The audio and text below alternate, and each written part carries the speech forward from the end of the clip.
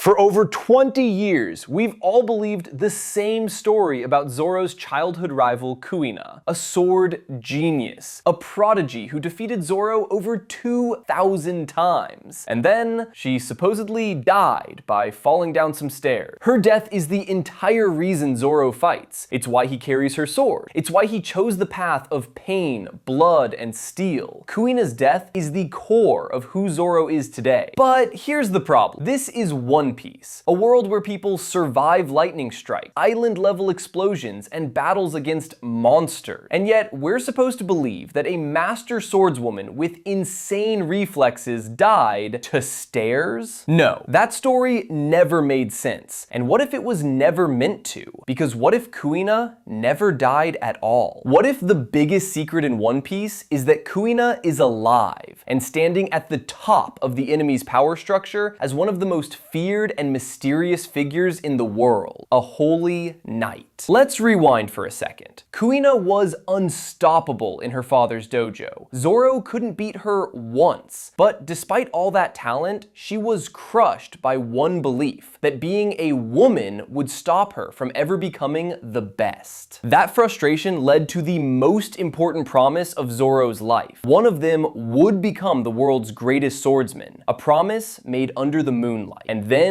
the very next day, Kuina is dead. The timing alone is insane. A life-defining vow followed immediately by death? That's not random tragedy. That's a setup. Now jump to the final saga. A brand new group emerges from the shadows of Marie-Joie, the Holy Knight. These aren't Marines, these aren't admirals, these are the personal enforcers of the Celestial Dragon. Absolute authority, no limits. When they first appeared, we didn't even see their faces, only silhouettes. And yet even Dragon said the real war doesn't begin until they are defeated. And among those silhouettes, there is one detail fans immediately noticed. One of them is a woman. And that matters, because Kuina's entire struggle was about her gender limiting her future. So what if a secret organization with unlimited resources came to her and said, "We can make you the strongest," a group that serves the so-called gods of the world? For someone who wanted nothing more than to achieve her dream, that's an offer you don't refuse. And this is where Oda's storytelling comes in, because Oda loves fake deaths. Sabo, Pell, Kinemon, the Scabbards. Characters survive things that should have killed them. So why would Kuina, whose death makes the least sense, be the one character who actually died? And then comes the biggest red flag of all, Tashigi, the Marine who looks exactly like Kuina. When Zoro meets her, he doesn't just feel nostalgic, he is shaken, unstable, angry. And now we know the world government has cloning technology. The Seraphim prove it. So what if Tashigi isn't a coincidence? What if she's a clone, a prototype, a weaker version? Because if Tashigi is the copy, then Kuina is the original. And that original may have been taken, extracted, trained, experimented on. Her fall down the stairs wasn't an accident. It was an extraction, a cover-up, a recruitment. Recent chapters make this even crazier. Holy knights covered in bandages, hidden faces, strange powers. What if those bandages are hiding the face we already know? Now think about what this means for Zoro. Everything he is began with her. The sword he carries was her sword. His dream was their dream. To become the world's strongest swordsman, Zoro may have to fight the person who started it all. He may have to point her own sword at her. And that doesn't cheapen his journey, it perfects it. His final battle wouldn't be about titles or pride. It would be about destiny, about cutting down the lie that shaped his entire life. A man who wants to destroy tyranny, forced to fight the woman who became its weapon. So is Kuina alive? Is she standing among the holy knights, watching the world burn from the shadows? Or was her death really just a tragic accident? And here's something most people never talk about. Kuina's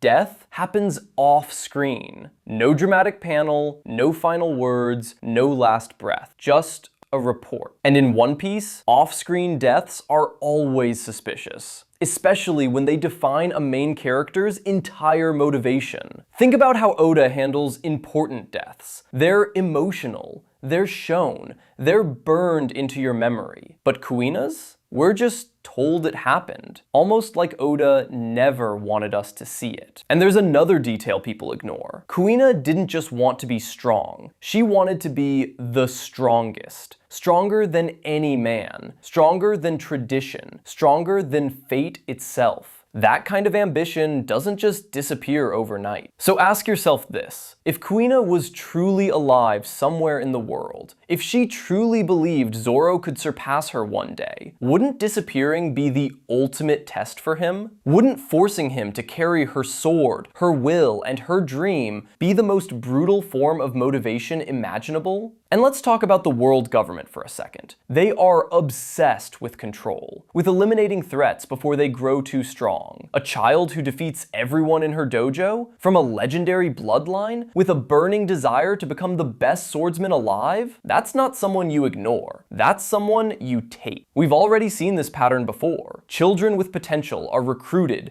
experimented on, reshaped. Rob Lucci, CP9. The Seraphim. The Holy Knights are just the next evolution of that system. And now imagine Kuina growing up inside that system, trained without mercy, stripped of her name, given a new identity, turned into a weapon that serves the so-called gods of the world. A woman who once hated the idea of limits, now enforcing them on others. That's what makes this theory so dark. Kuina didn't just survive, she lost. Not physically, but spiritually. Her dream was granted in the most twisted way possible. And this makes Zoro's potential final confrontation even more devastating. Because he wouldn't just be fighting an enemy, he would be fighting the consequences of his own promise. The result of a dream that went wrong. Picture it. Zoro standing across from a holy knight, masked, silent, overwhelmingly strong. Every strike feels familiar. Every movement mirrors his own. And then the reveal. The face he never forgot. The rival he never surpassed. That's not just a fight. That's a breaking point. A moment where Zoro has to decide what it truly means to be the world's strongest swordsman. Is it strength alone? Or the will to cut down even the most painful truth? And if this theory is true, then Kuina was never meant to be a tragic memory. She was meant to be Zoro's final obstacle, the last shadow standing between him and his dream. And suddenly, her death stops being a plot hole and becomes one of the most genius long-term setups Oda has ever written. If you enjoyed this breakdown, drop your thoughts in the comments. I read everything. And if you want to keep going,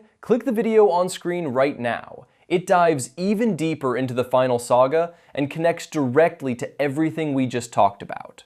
Smash that like button, subscribe, and I'll see you in the next one.